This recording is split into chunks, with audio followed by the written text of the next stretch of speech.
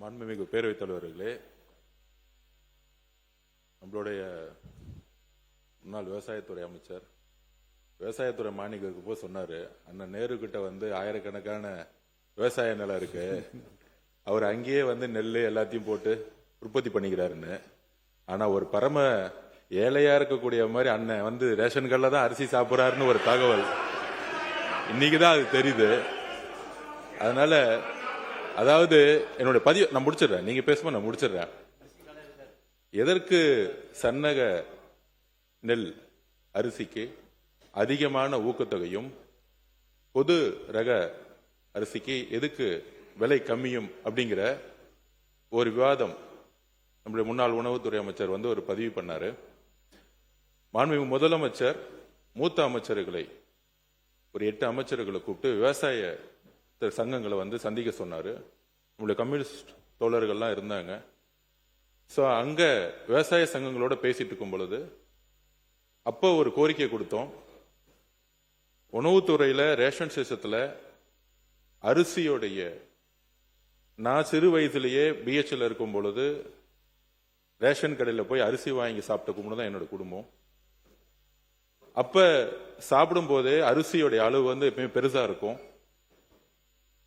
அதோடைய கலர் வந்து பாத்தீங்கன்னா நம்மளுடைய எல்லார் வீட்லயும் இப்ப நம்ம சாப்பிடக்கூடிய அரிசி நிறைய பேர் சில சட்டமன்ற உறுப்பினர்கள் ரேஷன் அரிசி சாப்பிட்றான்னு சொல்றாங்க. நம்ம அது தனிப்பட்ட இது போல பெரும்பாலும் இங்க இருக்கக்கூடிய சட்டமன்ற உறுப்பினர்கள் தன்னுடைய மனசாட்சிப்படி தெரியும் யாரும் ரேஷன் கடையில இருந்து அரிசி வாங்கி சாப்பிடுறது இல்லை. பெரும்பாலும் நான் இதுதான் உண்மையதான், நாங்கள் உண்மையை பதிவு பண்றோம். இங்க வந்து மக்கள் என்ன நினைக்கிறாங்கிறத உண்மையை நம்ம பதிவு பண்ணணும். இதுல வந்து இந்த ஆட்சி அந்த ஆட்சி போன ஆட்சி 50 வருஷ ஆட்சி பத்தி பதிவு பண்ணல. இன்னைக்கு இருக்க நிலைமை என்னங்கிறத மாண்புமிகு முதலமைச்சருடைய கவனம் போய் சென்ற பிறகு அப்ப விவசாயிகள் சொன்னாங்க, நாங்க வந்து எங்களுடைய பயிரை மாத்தணும்னா நீங்க வந்து சன்ன நகர்களுக்கு வந்து அதிகமான ஊக்கத்தொகை கொடுங்க அப்படின்னு பதிவு பண்ணுவோம். மாண்புமிகு முதலமைச்சர் திருப்பியும் ஒரு விவாதம் நடந்துச்சு. அப்ப மாண்புமிகு முதலமைச்சர் சொன்னாரு, மற்ற ஆட்சிகள்லாம் விட்டுருவோம், நம்ம ஆட்சியில கொடுக்கக்கூடிய அரிசி சன்ன நகர் நெல்லா நம்ம கொடுப்போம், அரிசியா கொடுப்போம் மக்களுக்கு.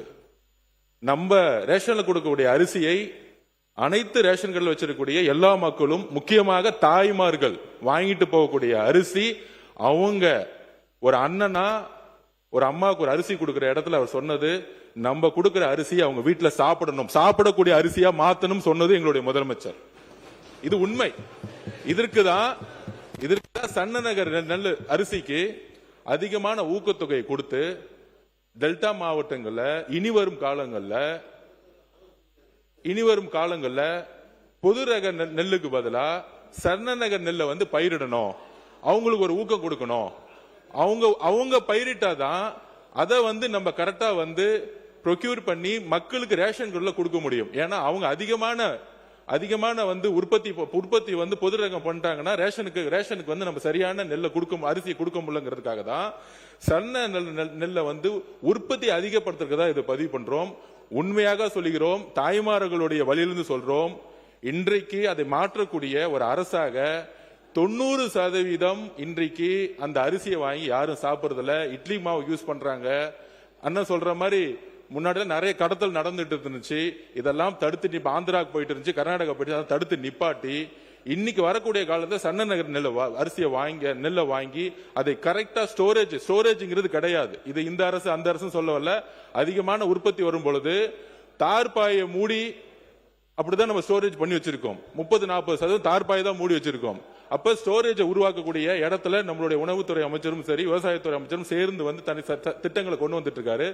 ஆனால் 70-80% இன்னைக்கு ஒவ்வொரு வீட்டிலும் தாய்மார்கள் அரசு கொடுக்கக்கூடிய அரிசியை சாப்பிடுறதுங்கிறத உண்மையான சர்வே ரிப்போர்ட்.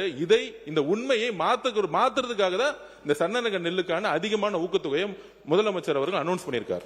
உணவுத்துறை அமைச்சர் ஏதோ சொல்லணும்.